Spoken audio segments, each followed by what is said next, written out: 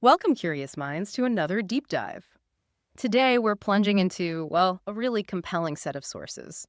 They shed light on this shadowy world of modern espionage, digital threats, and the whole complex dance of information warfare. Yeah, and we've got a unique perspective here. It's a firsthand account from someone who says they're navigating this sophisticated criminal network, ties in China, Venezuela.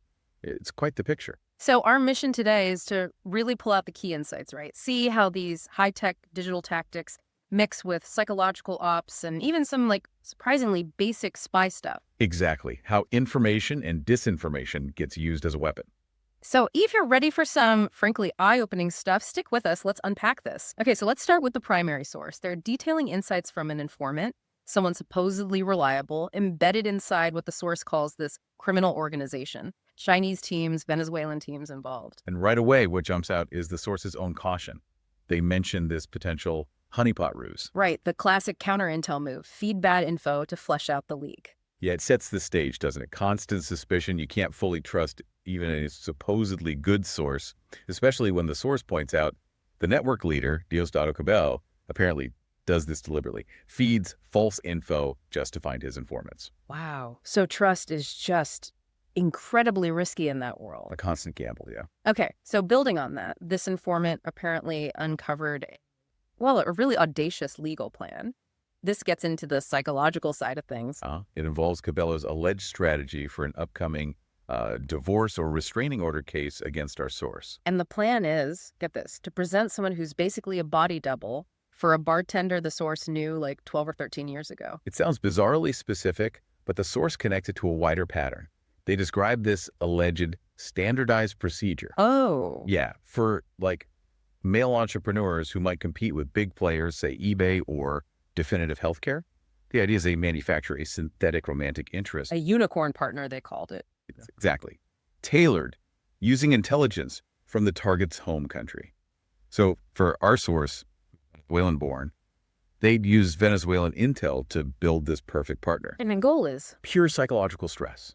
Make the target fall hard, then introduce jealousy, show other interests, leave phones unlocked, that kind of thing. So the legal strategy ties back to this. Using the bartender double and getting an affidavit from an ex-partner, Jillian Walsh, to paint our source as controlling, jealous, basically discredit him. Right. But the source immediately flags the logic gap there. Yeah, he asks, how does discrediting him make the database of crimes he claims to have just disappear? He literally says, my reputation is agnostic. It has nothing to do with the existence of the database. And that's a really key point, isn't it? Does smearing someone actually negate evidence? It feels more like trying to conserve the story. Mm-hmm. And the timing is interesting, too. Very. This info apparently came right after the source talked about Goldman Sachs and a possible link to someone named David Malero. Whose description, 5'10", white, slim, matches the alleged bartender double. Precisely. Which leads the source to wonder, is Goldman Sachs reacting? Maybe even funding this legal defense. So for the source, if this whole elaborate bartender thing actually shows up in court, it validates the informant completely, shows their access is real and deep. Okay, let's shift gears a bit. Another critical piece from the informant was about physical theft. A YubiKey and a pen drive. Right. Now, the YubiKey, that's a hardware security key, people might know them.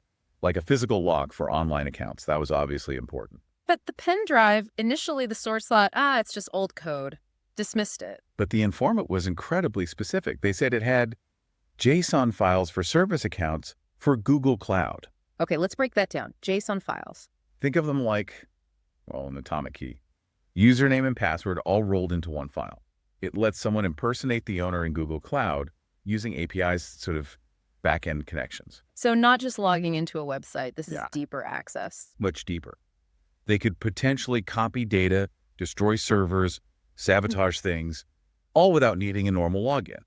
It's like having a master key to that part of the digital infrastructure. Wow. Okay, that's serious. Huge potential for damage.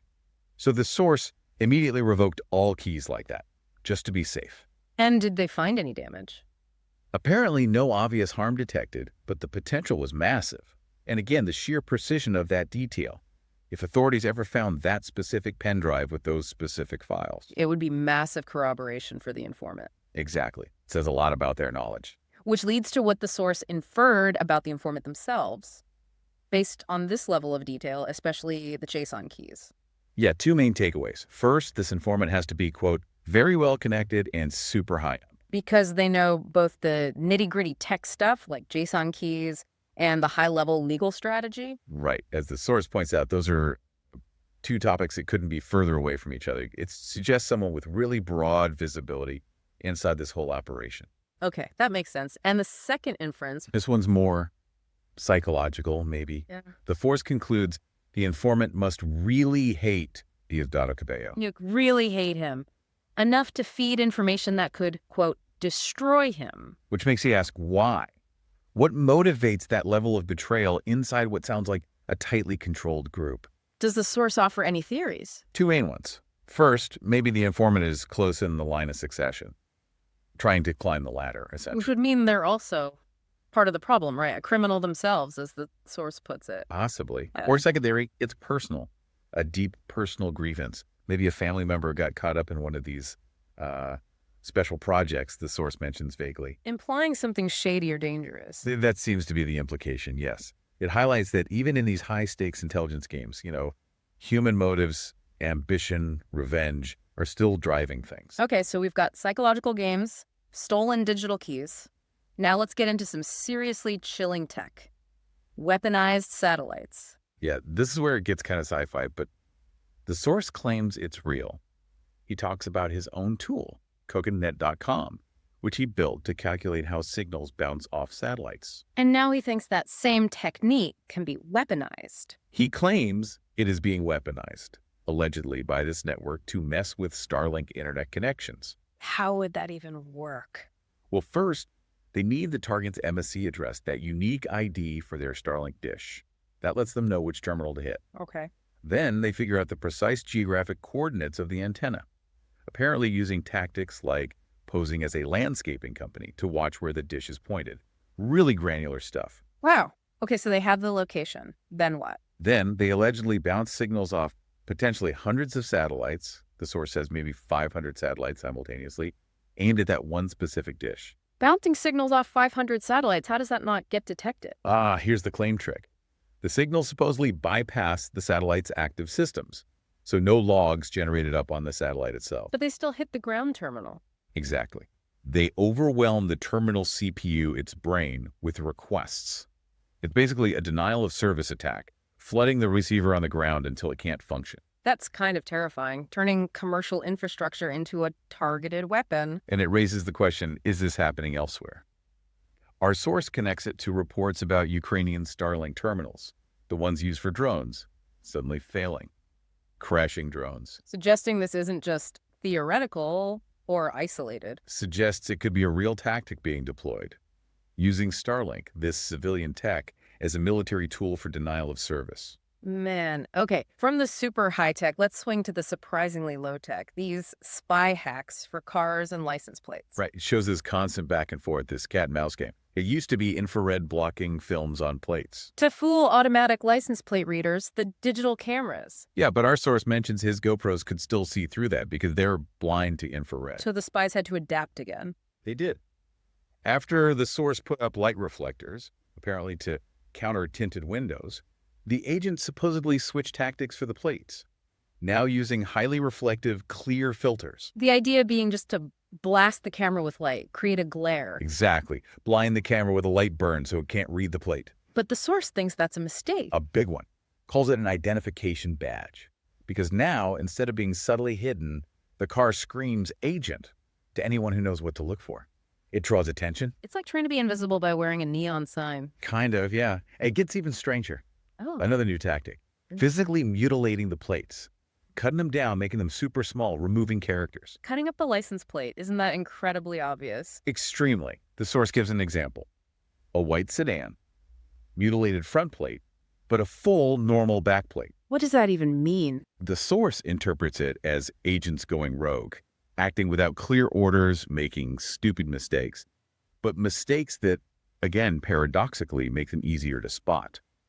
It suggests maybe desperation or breakdown in their usual methods. So wrapping this all up, we've gone from these complex psychological ops and stolen digital keys all the way to weaponized satellites and then down to messing with license plates. It's an incredible range. It really is. It paints a picture of adversaries who are, well, incredibly adaptive and determined, blending the most advanced tech with really basic on-the-ground stuff.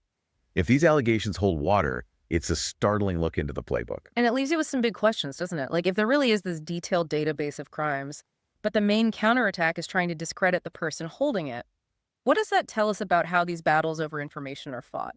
Yeah, is it about the facts anymore or just controlling the narrative? And what happens to, regular people when their private lives, their relationships, their digital stuff become the actual battleground in these hidden conflicts? Where does personal security end and geopolitics begin? Exactly. The lines get incredibly blurry. Well, thank you for joining us on this deep dive. We hope it's given you maybe a new angle on some of the hidden struggles playing out all around us in this connected world.